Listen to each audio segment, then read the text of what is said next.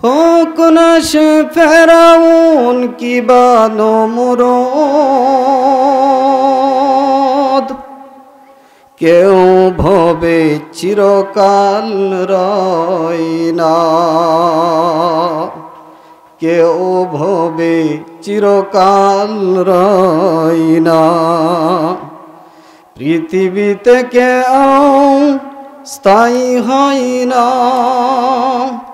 হোক না সে ফেরাউন কিবা নমরুদ, কেউ ভবে চিরকাল রয় না, কেউ ভবে চিরকাল রয় না। চলে যাই সব ছেড়ে যেতে হয়, মৃত্যু মানে না কোনো পরিচয়। সব রাজা মহারাজা আর মহাবীর, কাউকে সে অবকাশ দেয় না। ফেরাউন শেষ তক ছিল না, মৃত্যু তাকেও ছেড়ে দিল না। থেকে গেছে তার সব স্মৃতিচিহ্ন, কেউ আজ তার কথা কয় না। এই সেই পিরামিড দাঁড়িয়ে আকাশের দিকে মাথা বাড়িয়ে, ইতিহাস হয়ে আছে চিরকাল। ফেরাউন শুধু ভবে রয় না, নীল নদ আছে থাকবে, চিরদিন সত্যকে ডাকবে।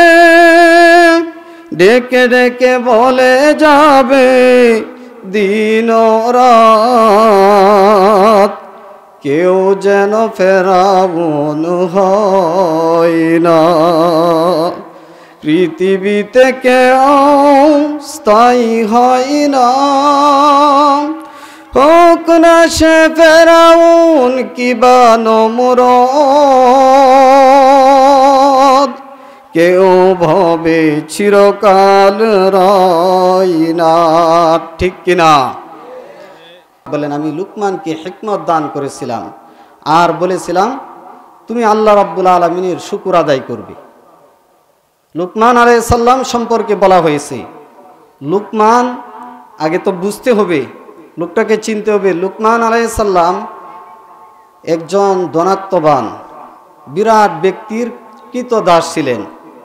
এরপরও ওই মালিক তাকে এত শ্রদ্ধা ভক্তি করতেন, তার হিকমতের কারণে, জ্ঞানের কারণে লুকমানকে এত মহাব্বত করতেন। তার যত সম্পত্তি ছিল, মানে এই সম্পত্তির দেখাশোনার বার দায় দায়িত্ব তাকে দিয়েছিলেন তার জ্ঞানের কারণে। তে লুকমানকে এরকমভাবে তার সমতুল্য, মালিকের সমতুল্য মনে করত।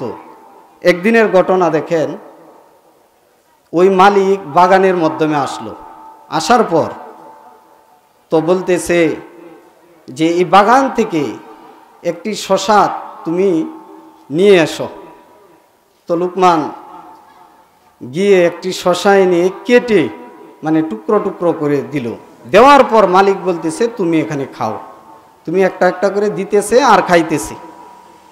এরকমভাবে শেষের একটি ফলি রয়েছিল, ওইটা মানে লুকমান আলাইহিস সালাম এমনভাবে খাইতেছিলেন যে তার কাছে আমিত্বের চাইতেও মজা লাগতেছিল, এমন মজা লাগতেছিল, কিন্তু ফলটা ছিল খুবই তিক্ত, এটা বোঝা যাইতেছিল না। এরকমভাবে কোনো কিছুই শব্দ করেন নাই। তো শেষের ফলিটা যখন মালিক খাইল, খাওয়ার পর তো মুখে দেওয়ার সঙ্গে সঙ্গে ওয়াক ওয়াক করে ফেলে দিল। বলল এই ফলিটা আপনি কি করে খাইলেন, এই ফলটা এত তিক্ত।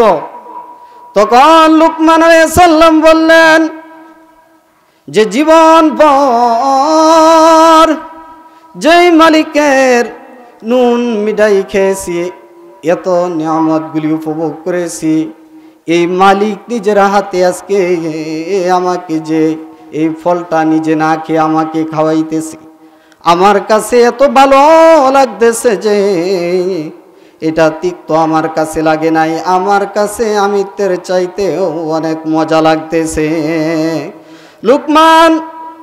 লুকমান আলাইহিস সালামের প্রতি এত শ্রদ্ধাশীল হয়ে গেলেন যে তিনি বলতেছেন যে আমি লুকমানের প্রতি আরও এরকমভাবে দুর্বল হয়ে গেলাম, তার প্রতি ভক্তি হয়ে গেল।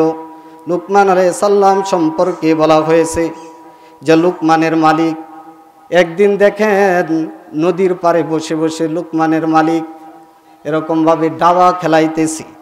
দাবা খেলানোর সময় লুকমানের মালিক একজনের সাথে এরকমভাবে দাবা খেলাইতেছে। খেলার সময় শর্ত হচ্ছে যে কি করবে, দাবা খেলায় হেরে যাবে, যে হেরে যাবে তার স্থাবর অস্থাবর সম্পত্তি সব দিয়ে দিতে হবে। সামনেই ছিল একটা নদী, বলা হয়েছে যে এই নদীর পানি সবটুকু খেয়ে ফেলতে হবে, যদি না খাইতে পারে তাহলে ওই ব্যক্তির স্থাবর অস্থাবর সব সম্পত্তি তাকে দিয়ে দিতে হবে। এটা হচ্ছে শর্ত। আগে এরকম খেলা হইতো না, দাবা খেলা হইতো, বিভিন্ন রকমের খেলাধুলা, মানে মানুষ এটার প্রতি মুগ্ধ ছিল। আমরা দেখতাম ছোট সময় বাজি ধরতো বিভিন্ন রকমের, এটা আছে না, বাজি ধরতো। মানে আমাদের এলাকায় এক লোক ছিল, মানে এই কাজের সে মাস্টার ছিল, মানে বাজি ধরা, বাজির যে খেলাগুলি এটার জন্য সে মাস্টার ছিল। আগের যুগে ওই যে বার নিয়ে, মানে বার নিয়ে কোটকটি বলা হয় আর কি, এটা নিয়ে আসতো। নিয়ে আসার পর এক লোক আসলো, তো ওই লোকটা খুব বুদ্ধিমতী ছিল, এইগুলা নিয়ে সে কি করতো, বেশিরভাগ মানে বাড়াবাড়ি করতো বা এইগুলা নিয়ে কথাবার্তা করতো। তা আসার পর ওই লোকটা সহজ সরল বলতেছে যে এই বারের মধ্যে, মানে তুমি যে এই খাঁচার মাধ্যমে কোটকটি রাখছো, আর এই বারটা উঁচা করবা, আমি কি করব, এরকমভাবে এর উপর দিয়া লাভ দিব, তো যদি লাভ না দিতে পারি তাহলে আমার বোনকে তোমাকে দিয়ে দিব, বলতেছে আর কি। তো দেখেন সে কি করলো, এরকমভাবে লাভ দিতে পারে নাই, যখন বার উঁচু করছে তো অনেক উঁচু হয়ে গেছে, দিতে পারে নাই, তখন বলতেছে তুমি কি করো, বোনকে দিয়ে দাও। তো সে কি করলো, এই কোটকটি নিয়ে তার বোনকে দিয়ে দিল, বলল যে আমি তো বলেছি আমি যদি লাভ দিয়ে উপর দিকে না যাইতে পারি তাহলে আমার বোনকে দিয়ে দিব। বেচারা তো আম্মক সেজে গেছে, কি করলাম। তো এরকম কীর্তিকলাপ অনেক জায়গায় হইতো। এরকম ভাবে লুকমান আলাইহিস সালাম যখন এরকম ভাবে খেলাধুলা করলো, হঠাৎ করে লুকমান এই কি করলো, এর সম্মুখীন হলো, প্রতিযোগিতার সম্মুখীন হলো। হওয়ার পর একবার দেখা গেল খেলার মধ্যে লুকমান হেরে গেল, এই দাবা খেলার মাধ্যমে লুকমান হেরে গেল। হেরে যাওয়ার পর বলতেছে নদীর সবটুকু পানি তুমি খেয়ে ফেলো, যদি না খাইতে পারো তোমার স্থাবর এবং অস্থাবর সম্পত্তি সব আমাকে দিয়ে দিতে হবে। তো এই কথা বলার পর এরকম ভাবে লুকমানের মালিকের মনের মাধ্যমে এত চিন্তা আসলো যে আমার স্থাবর অস্থাবর সব সম্পত্তি তাকে দিয়ে দিতে হবে। এই চিন্তা করার পর সে বলতেছে আমাকে 3 দিনের সময় দাও। তো 3 দিনের সময় দেওয়া হলো। বাড়িতে গিয়ে সে চিন্তা ভাবনার মাধ্যমে আছে, এমন চিন্তার মাধ্যমে আছে, লুকমান তাকে দেখে বলতেছে যে আপনি এত চিন্তিত কেন মালিক, আপনাকে বিষণ্ণতা মনে হচ্ছে। বলতেছে আমি এমন একটি সমস্যার সম্মুখীন হয়েছি। বলল আমাকে খুলে বলেন যে কি সমস্যার সম্মুখীন হয়েছেন। বলল যে আমি নদীর পাড়ে দাবা খেলতেছিলাম, এই শর্ত অনুযায়ী যে আমার স্থাবর অস্থাবর সম্পত্তি সব ওই ব্যক্তিকে দিয়ে দিতে হবে, আমি খেলায় হেরে গেছি, এটা শর্ত করেছিলাম। বলল এই নিয়ে আপনার চিন্তা, এই চিন্তা আপনাকে করতে হবে না, আমি একটা সমাধান বের করে দিতেছি। তখন তিনি বললেন যে নদীর পাড়ে আমার সঙ্গে চলেন। নদীর পাড়ে গেল, তার সঙ্গে আর ওই ব্যক্তিকে খবর দিল, যে ব্যক্তির সাথে চুক্তি ছিল ওই ব্যক্তিকে খবর দিয়ে আনার পর বলতেছে আপনার সাথে শর্ত হয়েছিল এই শর্ত। বলল হ্যাঁ। যে যদি হেরে যাই নদীর সবটুকু পানি খেয়ে ফেলতে হবে? বলল হ্যাঁ। তিনি বললেন যে সবটুকু পানি খেলে হবে না একটু পানি খেলেই হবে? ওই ব্যক্তি বলতেছে না একটু পানি খেলেও হবে না, নদীর সবটুকু পানি খেতে হবে। তখন তিনি বললেন তাহলে এক কাজ করেন, এই 3 দিন আগেই শর্ত করা হয়েছিল 3 দিনের মাধ্যমে যে পানিটা সুতের দ্বারে গিয়ে সাগরের মাধ্যমে পৌঁছছে, এই সবটুকু পানি আপনি নিয়ে আসেন। এই সবটুকু পানি নিয়ে আসলে আমার মালিক খাবে, যদি না নেন তাহলে কি করে হবে? এই কথা বলার সঙ্গে সঙ্গে ওই ব্যক্তি চুপ হয়ে গেলেন, কোনো জবাব দিতে পারলেন না, চিন্তিত হয়ে গেলেন। সঙ্গে সঙ্গে তিনি কি হতভম্ব হয়ে গেলেন। আর মালিকের স্থাবর অস্থাবর সম্পত্তি কোনো কিছুই দেওয়া লাগলো না। দেখেন তার কতটুকু কৌশল জ্ঞান। এই জন্য আল্লাহ পাক বলেন, আমি লুকমানকে হিকমত দিয়েছিলাম আর বলেছিলাম যে লুকমান তুমি আল্লাহ রাব্বুল আলামিনের শুকর আদায় করবে। আল্লাহ পাক বলেন ওয়ালাকাদ আতাইনা লুকমানাল হিকমাতা আনিশকুরু লিল্লাহ। আমি লুকমানকে হিকমত দিয়েছিলাম আর বলেছিলাম যে তুমি আল্লাহ রাব্বুল আলামিনের শুকর আদায় করবে। প্রিয় ভাই সব, এই লুকমান দেখেন, লুকমান আলাইহিস সালাম যে আমি যে 15 আয়াত তিলাওয়াত করেছি, এই তিলাওয়াতের মাধ্যমে লুকমান এই পৃথিবীর সমস্ত মানুষদেরকে একটা উদাহরণ স্বরূপ রেখে গেছেন। এই লুকমান কি করলেন, তিনি তার সন্তানকে কি উপদেশ দিতেছেন? প্রথম উপদেশ, লুকমান তার ছেলেকে ডাক দিয়ে এরকমভাবে উপদেশ দিতেছেন। প্রিয় ভাই সব, আমাদের সন্তান আছে না নাই? আমাদের মেয়ে ছেলে আছে না নাই? বলেন আছে না নাই? কয়দিন আমরা ডাক দিয়েছি, ওরে সন্তান তোমার জন্য তো আমি জাহান্নামের আগুনে ভুগতে পারবো না। এমন অনেক সন্তান আছে, এই সন্তানের কারণেই মাতা পিতা দুনিয়ার মাধ্যমে তার কি হয়ে যায়, মাথা খাটো হয়ে যায়। এমন সন্তান আছে না নাই? সন্তান অনেক সময় দেখা যায় অন্যায় অপরাধ করে, আর কারণে এরকমভাবে পিতামাতাকে কি করতে হয়, আর জের ভোগ করতে হয়। কোনো জায়গায় গিয়ে এরকমভাবে চুরি করেছে, এই চুরির দায়ে মানুষ আসে পিতার কাছে, আয়সা বলে আপনি এমন সন্তান জন্ম দিয়েছেন, যেই সন্তান আমার ওটুটা নিয়ে গেছে। এমন ঘটনা হয় কি হয় না? চিল্লায় বলেন হয় কি হয় না? লুকমান আলাইহিস সালাম এমন এক ফ্যামিলি দিয়েছেন যে হে দুনিয়ার মানুষদেরকে দেখিয়ে দিয়ে গেছেন। আল্লাহ পাক আয়াতটা কোরআনের মাধ্যমে নাজিল করে দিয়েছেন যে লুকমান তার ছেলেকে কীরকমভাবে উপদেশ দিয়েছেন। লুকমান তার ছেলেকে উপদেশ দিয়েছেন, প্রথম উপদেশ হচ্ছে যে হে আমার ছেলে, যা আল্লাহ রাব্বুল আলামিনের সাথে অংশীদার স্থাপন করবে না। আল্লাহ রাব্বুল আলামিন আয়াতটা নাজিল করে দিয়েছেন, ওয়া ইয ক্বালা লুকমানু লিবনিহি ওয়া হুয়া ইয়াইযুহু ইয়া বুনাইয়া লা তুশরিক বিল্লাহ ইন্নাশ শিরকা লাযুলমুন আযীম। হযরত লুকমান তার ছেলেকে উপদেশ দিতেছেন, ছেলেরে আল্লাহ রাব্বুল আলামিনের সাথে অংশীদার স্থাপন করো না, আল্লাহর সাথে শরীক করো না। এটা হচ্ছে সবচেয়ে বড় জুলুম, তত বড় জুলুম আর হইতে পারে না। লুকমান আলাইহিস সালাম তার ছেলেকে বললেন, সমস্ত সৃষ্টিজীব থেকে তোমার মনকে পবিত্র করে একমাত্র আল্লাহ রাব্বুল আলামিনের জন্য হয়ে যাও। এটা হচ্ছে প্রথম সবক। প্রত্যেক পিতামাতার এই সবকটা দেওয়ার দরকার আছে না নাই? আরে চিল্লায় বলেন দরকার আছে না নাই? সন্তানকে শিক্ষা দিতে হবে, সন্তানকে তৌহিদের শিক্ষিত করতে হবে।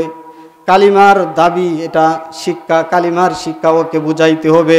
এই সন্তান যদি না বুঝে কালিমা, যে আল্লাহ ছাড়া কোনো মাবুদ নাই, কোনো উপাস্য নেই, এই বুঝ যদি অন্তরের মাধ্যমে না থেকে এই সন্তান বড় হয়ে আল্লাহ রাব্বুল আলামিনকে চিনবে না। কথা বলেন ঠিক কিনা?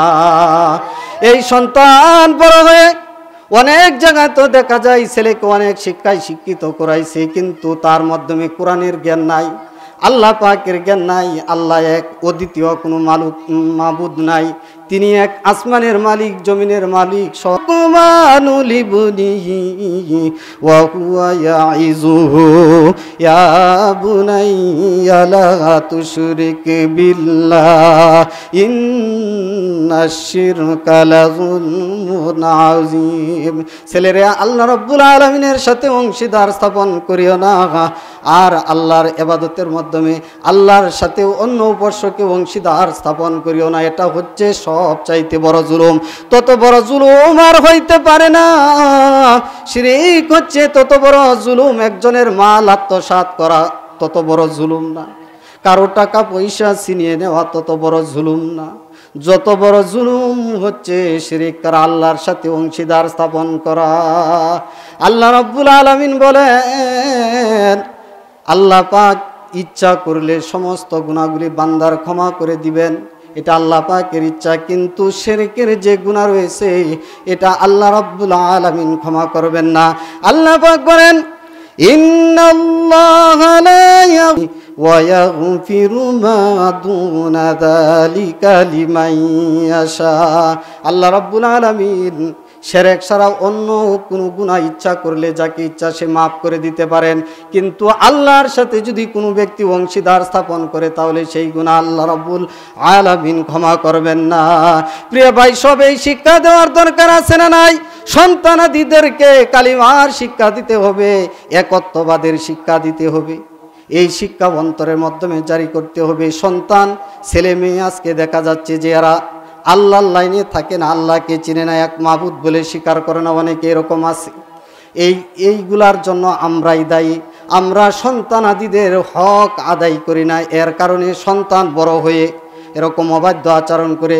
অনেক সন্তানও তো এমন আছে পিতা মাতার সাথে খারাপ আচরণ করে বসে থাকে। কথা বলেন ঠিক কিনা?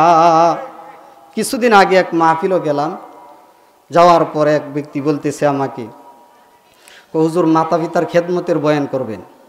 মানে বৃদ্ধা একজন মানুষ আসলো, আসার পর আমি রুমে বসলাম, বসার পর বলতেছে হুজুর মাতা পিতার খেদমতের বয়ান করেন। আমি বললাম আপনার ছেলে কয়জন? বলল আমার 2 ছেলে। মেয়ে কয়জন? 3 জন। 2 ছেলেকে কি পড়ালেখা করাইছেন? বলে যে স্কুলের লাইনে তাদেরকে পড়ালেখা শিখাইছি। ছেলে একজন মাশাআল্লাহ সরকারি চাকরি করে প্রায় 30,000 টাকার মতো বেতন, কিন্তু আমাকে 1 টাকাও দেবে না। বাড়িতে আইসা আমার সাথে কথাও বলে না। আরেকজন আছে, সে গার্মেন্টসের সুপারভাইজার, সেও আমার সঙ্গে কথাবার্তা বলে না। মেয়েদেরকে কি শিক্ষা দিচ্ছেন? মেয়েরা মক্তবে কিছু লেখাপড়া করেছে। আচ্ছা বলেন তো, এই ছেলে আপনি বড় হয়ে মাতা পিতার সম্মান, তাদের শ্রদ্ধা ভক্তি কি করে বুঝবে? এই সন্তান দিগদেরকে মানে দিনের শিক্ষায় শিক্ষিত করাই নাই। মা বাপের খেদমত কিভাবে করতে হবে, তাদেরকে শ্রদ্ধা ভক্তি কি করে করতে হবে এটা তার জানা আছে। যদি ওই সন্তানের কোরআনের জ্ঞান থাকতো, হাদিসের জ্ঞান থাকতো, মাতা পিতার সাথে কি ব্যবহার করতে হয় এটা যদি তার জানা থাকতো, ওই সন্তান মাতা পিতার খেদমত করত, তাকে টাকা দিত। এই সন্তানগুলিকে আমরা পালি যে সন্তান বড় হয়ে আমাকে দেখশন করবে, আমার উপকার করবে, কিন্তু দেখা যায় অধিকাংশ সন্তান বড় হয়ে মাতা পিতাকে শ্রদ্ধা ভক্তি করে না। এমনও তো রেকর্ড আছে মাতা পিতাকে বাড়ি থেকে বাহির করে দেয়। কথা বলেন ঠিক কিনা? প্রিয় ভাই, সব সন্তান জন্ম নেওয়ার পর থেকে কিছু মাতা পিতার দায়িত্ব আছে। সর্বপ্রথম তার যে দায়িত্ব, সন্তান যখন খালাস হয়, ধুয়ে মুছে সাফ করে, আমি অল্প বলতেছি সেই দিকে আমার বিষয় না, ধুয়ে মুছে সাফ করে সন্তানকে যখন সন্তান হয়, ধুয়ে মুছে সাফ করে, মেয়ে হোক ছেলে হোক, তার ডান কানে আজান দিতে হয়, বাম কানে ইকামত দিতে হয়। কথা বলেন ঠিক কিনা? তার ডান কানের মাধ্যমে আজান দিতে হয়, বাম কানের মাধ্যমে একামত দিতে হয়। কিন্তু অধিকাংশ দেখা যায় আমাদের সমাজে যদি কি হয়, ছেলে হইলে আজান দেওয়া হয়, কোনো বাড়িতে কেউ সময়ে যদি আজানের শব্দ ভেসে ওঠে তাহলে মনে করি যে ছেলে সন্তান হয়েছে। এমন ঘটনা হয় কি হয় না? আমরাও দেখেছি। আমরা যখন ছোট ছিলাম, মানে রাত্র যখন গভীর হইতো আজানের শব্দ আসতো, তো আমার আম্মা বলতো কোন জায়গায় ছেলে হয়েছে, এই জন্য ঠিকই সকালবেলা দেখা যাইতো যে ছেলে হয়েছে, এই জন্য আজান দেওয়া হয়েছে। কিন্তু মূলত বিষয়টা এমন না। একটা বিষয় আমরা জেনে নেই, ছেলে হোক মেয়ে হোক তার ইসলামের ব্যাপারে সমান অধিকার। ছেলে হোক মেয়ে হোক হওয়ার পর ধুয়ে মুছে সাফ করে সর্বপ্রথম তার ডান কানে আযান, বাম কানে ইকামত দিতে হয়। তার কন্যা কহরের মাধ্যমে আল্লাহু আকবরের বরত্ব কি করতে হয়?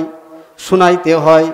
আল্লাহু আকবার, আল্লাহু আকবার, আল্লাহ সবচেয়ে বড়, আল্লাহ সবচেয়ে বড়। আশহাদু আল্লা ইলাহা ইল্লাল্লাহ, আমি সাক্ষী দিচ্ছি যে আল্লাহ ছাড়া কোনো মাবুদ নাই। আশহাদু আন্না মুহাম্মাদুর রাসূলুল্লাহ, আমি আরো সাক্ষ্য দিচ্ছি যে হযরত মুহাম্মদ মুস্তাফা সাল্লাল্লাহু আলাইহি ওয়াসাল্লাম আল্লাহ তাআলার বান্দা, নসিব হবে, ঈমানওয়ালা হবে। আজকে দেখা যায় যে সন্তান যখন হয় কানের মাধ্যমে আজান দেওয়া হয় না বলে যে পুরুষ মানুষ পাইলাম না, কিন্তু এই বিষয়টা ভুল জেনে রাখবেন। সন্তান হওয়ার পর ধুয়ে মুছে সাফ করে যদি মা ভালো থাকে, তার মা যদি সুস্থ থাকে, ডান কানে আজান দিবে, বাম কানে ইকামত দিবে। ওই ছেলে এবং মেয়ের মা যদি সুস্থ থাকে, আর সে যদি সুস্থ না থাকে, যেই সমস্ত মহিলারা দাত্রী থাকবেন তারা এই কাজ করে ফেলবে। কিন্তু দেখা যায় অধিকাংশ মানুষ মেয়ে হইলে আজান দেয় না। কথা বলেন ঠিক কিনা? ইসলামের ব্যাপারে সকলেই সমান। এই জন্য প্রিয় ভাই সব, তার কন্যা কোমরে যখন পৌঁছিয়ে দেওয়া হবে আল্লাহু আকবারের বরত্ব, এই শব্দ যখন তার কন্যা কোমরে পৌঁছবে, এই ছেলে মেয়ে বড় হয়ে আল্লাহ রাব্বুল আলামিনকে ডাকবে, আল্লাহ পাককে চিনতে পারবে। সর্বপ্রথমই তার কন্যা কোমরে কি আল্লাহু আকবারের বরত্ব পৌঁছিয়ে দেওয়া হবে। প্রিয় ভাই সব, আমরা যখন দুনিয়ার মাধ্যমে এসেছি সর্বপ্রথমে আমাদেরকে আল্লাহু আকবারের স্লোগান শুনিয়ে দিতে হয় কি হয় না?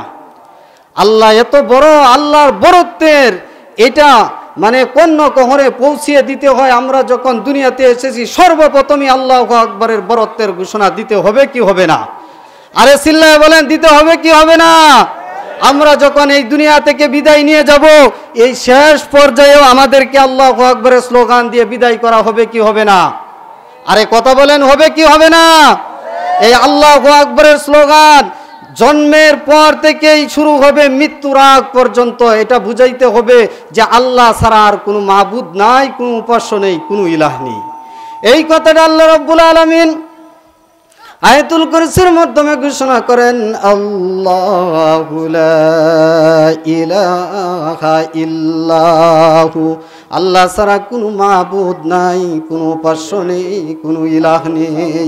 প্রিয় ভাই সব, এই শব্দগুলি যখন বুঝিয়ে দিব, সন্তান আদি যখন বুঝবে, এটা যখন তার মনের মাধ্যমে থাকবে, আমার রিজিকের মালিককে, জুড়ে বলেন, আমার রিজিকের মালিককে, আমার হায়াতের মালিককে, আমার দনের মালিককে, আমার মৃত্যুর মালিককে, শ্বাস প্রশ্বাসের মালিককে, আমি যে পানি উপভোগ করি এটার মালিককে।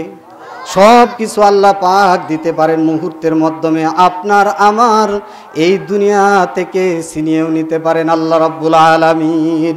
এটা সন্তান দিগকেরকে তাদেরকে একত্ববাদের শিক্ষা দিতে হবে। এই শিক্ষা যদি সন্তানের মাধ্যমে না থাকে তাহলে সে কি করে বুঝবে? প্রিয় ভাই সব, এই শিক্ষাটাই দিতে হবে সর্বপ্রথম মাতা পিতা যদি ভালো হয়, সন্তানদের যদি শিক্ষা দেয়, এই শিক্ষাটাই কিন্তু সর্বপ্রথম কাজে লাগে কি লাগে না? সন্তান যখন ছোট থাকে এদেরকে কি করতে হয়? কালিমা শিক্ষা দিতে হয়। কিন্তু আমরা বিভিন্ন রকমের শিক্ষা দিয়ে থাকি। ছোট সময় দেখতাম, আমি যখন ছোট ছিলাম একটু বুঝমান হয়েছি। বুঝমান হওয়ার পর আমার একটা ছোট্ট বোন ছিল। আমার মা আমার এই ছোট্ট বোনটাকে বলতো, মা তুমি পড়ো লা ইলাহা ইল্লাল্লাহ, শিক্ষা দিত। আমার মা খুব ধার্মিক ছিলেন, আমার মামা হাফেজ এবং আলেম ছিলেন, এবং আমার নানার গোষ্ঠীরা হাফেজ এবং বড় বড় আলেম ছিলেন। আমার মা এত ধার্মিক ছিলেন, অন্য কোনো কথা তিনি শিক্ষা দেন নাই। আমরা যখন খাবারে বসতাম, আমার এখনো মনে আছে মা দুনিয়া থেকে চলে গেছে, দস্তরখান বিছিয়ে দিতেন, সামনে খাবার দিতেন। খাবার দেওয়ার পর বলতেন, বাবা বিসমিল্লাহ বলে খাবার শুরু করো। আর এরকমভাবে আমার এখনও মনে আছে একটা ছোট্ট লাঠি নিতেন, এটা হয়তো আমার অন্য গুণ। বলতেন যে কেউ কথাবার্তা বলবা না, এরকমভাবে ভাত মাটিতে ফালাইবা না, সুন্দর করে খাইবা। এই শিক্ষা আজও পর্যন্ত আমাদের মাধ্যমে আছে। প্রিয় ভাই সবই, এই শিক্ষা যদি সন্তানকে মাতা পিতা না দেয় তাহলে এই শিক্ষা কোথায় থেকে পাবে? আল্লাহ পাকের বরত্ব শিখাইতে হবে। আল্লাহ ছাড়া কোনো মাবুদ নাই, কোনো উপাস্য নাই, কোনো ইলাহ নেই। একটা ঘটনা মনে পড়ে গেল, ছোট্ট বাইজিদ, ছোট্ট মানুষ, সবে মাত্র দু একটি কথা মুখ থেকে ফুটছে, বয়স অল্প, বয়স বেশি বেশি না, কিন্তু ছোট বাইজিদ তার মায়ের মনের আকাঙ্ক্ষা ছিল এই সন্তানকে আল্লাহমুখী করে গড়ে তোলা, আল্লাহ পাকের একাত্মবাদের সাক্ষী দেওয়া। চিনতে পারে এই চিন্তা সেই করত যে এই সন্তানটা যেন আল্লাহওয়ালা হয়ে যায়। ছোট থেকেই বাইজিদের যখন বয়স অল্প ছিল তখন থেকেই তার মা এরকম ধারণা করতো, এরকম আশা আকাঙ্ক্ষা করত। ছোট্ট বাইজিদ সবে মাত্র দু একটা কথা মুখের মাধ্যমে ফুটেছে, ফুটার পর তার মা তাকে কালিমা শিক্ষা দিত। এরকমভাবে তরবিয়াত কালিমার শিক্ষাগুলি, বিভিন্ন রকমের শিক্ষা তাকে দিত।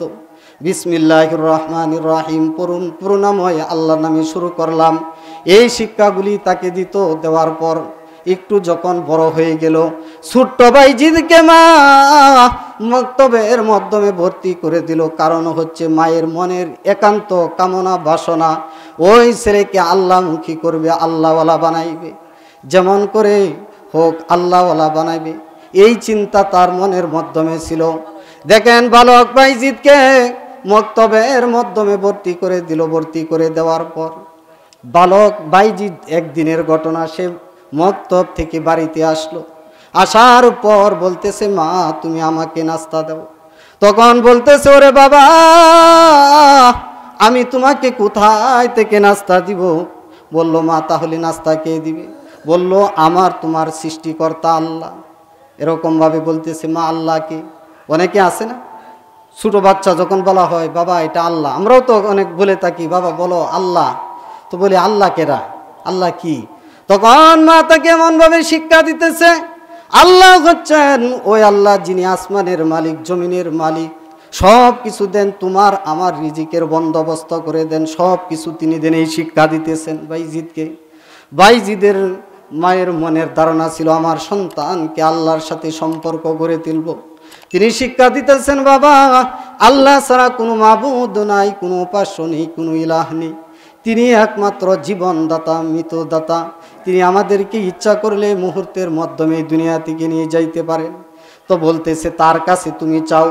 বালক বাইজিদ বলতেছে, মা আমি কিভাবে চাইবো? আমি তো চাওয়ার মডেল বুঝি না, প্র্যাকটিস বুঝি না, আমি তো কিভাবে চাইবো সেটা আমি বুঝি না।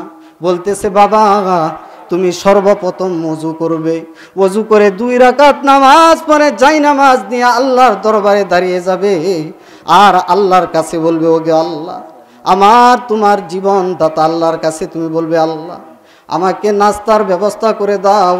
আল্লাহর কাছে যখন হাত তুলে বলবে, আল্লাহ পাক তোমার রিজিকের বন্দোবস্ত করে দিবেন। এই কথা বলার পর মায়ের মনের কামনা ছিল যে সন্তানকে আল্লাহমুখী কি করে করা যায়, এই চিন্তা। মায়ের উদ্দেশ্য যদি ভালো হয়, সন্তান ভালো হয়, মায়ের উদ্দেশ্যটা ভালো থাকতে হয়। এই জন্য বলা হয়েছে, মা যদি ভালো হয় সন্তান ভালো হয়, মহিলারা যদি ভালো হয় ওই ঘরটা ভালো হয়ে যায়, মহিলারা যদি ভালো হয় রাষ্ট্র ভালো হয়ে যায়। কথা বলেন ঠিক কিনা? আর মহিলারা যদি বেজাল্লা হয় তাহলে নিজে এরকমভাবে দেশ ছাড়তে ইচ্ছা হয়, সারণ লাগে না, এমনি ছাড়তে হয়। কথা বলেন ঠিক কিনা? তো এই জন্য বাইজিদের মায়ের মনের কামনা বাসনা ছিল বাইজিদকে আল্লাহমুখী করার জন্য। বাইজিদকে বলল, আর নামাজের মাধ্যমে দাঁড়িয়ে আল্লাহর কাছে বলল, আল্লাহ তুমি আমার নাস্তার ব্যবস্থা করে দাও। এমনভাবে বুদ্ধিমতী মায়াবর্তী মা সে কি করলো, পর্দার আড়ালে বাইজিদের জন্য খাবার রেডি করে রাখলো। খাবার রেডি রাখার পর বাইজিদ নামাজ শেষ করে যখন পর্দা উত্তোলন করলো, দেখলো খাবার খেইলো। আল্লাহর শুকরিয়া আদায় করে খাবার খেয়ে বাইজিদ তৃপ্তি সহকারে কি করলো, চলে গেল। এরপর এরকমভাবে পরের দিন আবার বাইজিদ কি করলো, মক্তব থেকে আসলো, নামাজের মাধ্যমে দাঁড়িয়ে গেল, যাই নামাজ নিয়ে নামাজও দাঁড়িয়ে আল্লাহর কাছে দোয়া করলো, আল্লাহ তুমি আমার নাস্তার ব্যবস্থা করে দাও। দ্বিতীয় দিন তিনি আবার কি করলেন, এরকমভাবে নাস্তা দিয়ে দিলেন। তার মা বুদ্ধিমতী মা পর্দার আড়াল থেকে নাস্তার কি করলেন, রেখে দিলেন। বাইজিদ ওই দিনও পাইল। এরকমভাবে 2 থেকে 3 দিন বারবার এরকমভাবে যাইতেছে। বাইজিদ আর তার মায়ের কাছে চাইতে হয় না। বাইজিদের এটা একটা বুঝ এসে গেল যে আল্লাহর কাছে চাইলে পাইতে হয়। মা মনে মনে চিন্তা করলাম কি হয়ে গেছে, আমার কাছে আর চাই না। আর একদিনের ঘটনা দেখেন যে বাইজিদের মায়ের ঘরের মাধ্যমে খাবার ছিল না। এমন অনেক সময় হয় যে খাবার বলতে কোনো কিছু ছিল না, খাবারের ব্যবস্থা ছিল না। না থাকার পর বাইজিদের মা চিন্তা করতেছে আমার বাইজিদ তো মক্তব থেকে আসবে, আসার পর সে যখন নামাজ পড়বে, নামাজ পড়ে তো দাঁড়িয়ে যাবে, তার মধ্যে একটা এসে যাবে যে আল্লাহ তো আমার খাবার দেয় না। হয়তোবা মনের মাধ্যমে অনীহা আসবে। আর মনে মনে বাইজিদের মা আল্লাহর কাছে দোয়া করতেছে, আল্লাহ তুমি একটা ব্যবস্থা করে দাও। আল্লাহর কাছে আরজু করতেছে। আর দৌড়িয়ে এই বাড়ি থেকে ওই বাড়ি, ওই বাড়ি থেকে ওই বাড়ি এমনভাবে যাইতেছে। যাওয়ার পর কোন বাড়ি থেকে খাবার নিয়ে আসতে পারে নাই। ওই দিনের মতো বাইজিদ আবারও বাড়িতে আসলো। আসার পর ওযু করে যাই নামাজ বিছিয়ে 2 রাকাত নামাজ পড়লো। নামাজ পড়ার পর আল্লাহ রাব্বুল আলামিনের দরবারে বলল, আল্লাহ তুমি আমার নাস্তার ব্যবস্থা করে দাও। আল্লাহ রাব্বুল আলামিন ফেরেশতাদের মাধ্যমে পাঠিয়ে দিলেন যে বাইজিদের জন্য খাবার পৌঁছিয়ে দাও। বাইজিদ যখন নামাজ শেষ করে পর্দা উত্তোলন করলো, দেখলো যে খাবার, ওই খাবার তিনি তৃপ্তি সহকারে খাইলেন। তার মা দূর থেকে আসলো। আসার পর চিন্তা করতেছে খাবারের ব্যবস্থা তো করতে পারি নাই। বলতেছে, মা তুমি কোথায় গিয়েছিলে? আমি নামাজ পড়ে এরপর দোয়া করে খাবার খেয়ে আমি কি করেছি, এখন পরিশান্ত হয়েছি। মার আর বুঝতে বাকি রইল না যে ওই বাইজিদের আল্লাহর সাথে সম্পর্ক হয়ে গেছে, সম্পর্ক কায়েম হয়ে গেছে। প্রিয় ভাই, সব মা যদি ভালো হয়, ওই সন্তান ভালো হয়, ওই শিক্ষা মা বাবার দিতে হয় কি হয় না? চিল্লায় বলেন, দিতে হয় কি হয় না? এখন মা যদি ভালো না হয় তাহলে সন্তান কি করে ভালো হবে? তো এই জন্য প্রিয় ভাই, সব আজও হাজারো হাজার বাইজিদ এই পৃথিবীর মাধ্যমে জন্ম নিতে পারে যদি সে মা যদি ভালো হয়, পিতা যদি ভালো হয়। কথা বলেন ঠিক কিনা? আর যদি পিতা মাতা ভালো না হয় তাহলে সন্তান কি করে ভালো হবে? এই দিনের শিক্ষা, আল্লাহ পাকের একত্ববাদের শিক্ষা যদি অন্তরের মাধ্যমে না থাকে তাহলে কি করে হবে? কথা বলেন ঠিক কিনা? এই যে এক বাউল, বর্তমানে একটু না বললে তো হয় না, 2-3 মিনিট, বর্তমানে একজন বাউল, ওইটা আল্লাহ রাব্বুল আলামিনকে নিয়ে কটূক্তি করেছে, বাজে মন্তব্য করেছে। এটা আপনারা কি শুনেছেন? শুনেছেন আপনারা? এই বাউল নামের ফাউল এইগুলা দেশে ঘুরে ঘুরে মানুষের ঈমান আমলগুলি নষ্ট করে দিচ্ছে। এই বাউলদেরকে এই মাহফিল থেকে, আজকে থেকে এদেরকে আমরা কি করব? মন থেকে ঘৃণা করব। কথা বলেন ঠিক কিনা? যারা আল্লাহ এবং আল্লাহর রাসূলের বিরুদ্ধে চলে এরা কখনো আমাদের বন্ধু হতে পারে না, এরা আমাদের শত্রু। এই বাউল আল্লাহ রাব্বুল আলামিনকে নিয়ে কটূক্তি করেছে, বলেছে আল্লাহ রাব্বুল আলামিনের কথা মানে এক মুখে কয় কথা কয়। নাউজুবিল্লাহি মিন যালিক। বললেন না, আল্লাহ পাক এক মুখে কয় কথা কয়। তিনি আরো বলতেছেন আল্লাহর গোয়া মাতার কোনো ঠিক নাই। চিন্তা করে দেখেছেন এটা মুখ না হুক? চিন্তা করেছেন? এত বড় কথা, এত বড় জালিম এই বাউল নামের ফাউল, এদেরকে আমাদের মন থেকে ঘৃণা করতে হবে। আর সরকার মহোদয়কে আমরা এই মাহফিল থেকে বলবো, একে অতি বিলম্বে, আইনে তো নেওয়াই হয়েছে, এর সর্বোচ্চ শাস্তি আমরা চাই, ফাঁসি। কথা বলেন ঠিক কিনা? আরো চিল্লায় বলেন ঠিক কিনা? দেখেন, এর পক্ষেও কিছু মানুষ বাইর হয়েছে। এইগুলা মানুষ বলতেছে একে মুক্তি দেওয়ার জন্য। এত বড় কটূক্তি করেছে, এই সমস্ত মানুষেরা ক্ষমতায় যাওয়ার জন্য তারা এরকম ভাবে এই পক্ষ নিয়েছে। আমরা বলবো, আমরা তৌহিদি জনতা, আল্লাহর বিপক্ষে, রাসূলের বিপক্ষে যে কেউ হোক, আমার ভাই হোক, আমার আত্মীয় স্বজন হোক, যে কেউ হোক, যদি আল্লাহ পাকের বিরুদ্ধে বলবে আমরা তাকেও ছাড়তে রাজি না। কথা বলেন ঠিক কিনা? তার যথাযথ আমরা শাস্তি দিব। যদি সরকার যদি এই শাস্তিতে ব্যর্থ হয় তাহলে আমরা তৌহিদি জনতার হাতে ছেড়ে দেব, আমরা এর একবারে বিরাটভাবে ই করব, শাস্তি দিব। কথা বলেন ঠিক কিনা? এর প্রকাশ্যভাবে একে ফাঁসি দিতে হবে। কথা বলেন ঠিক কিনা? আমরা এই মাহফিল থেকে আজকে বলবো যে এই বাউল নামের ফাউলগুলিকে অতি বিলম্বে আইনের আওতা এনে কঠিন শাস্তি দেওয়া হোক। কথা বলেন ঠিক কিনা? এই জন্য প্রিয় ভাই সব, আল্লাহমুখী হইতে হলে আল্লাহর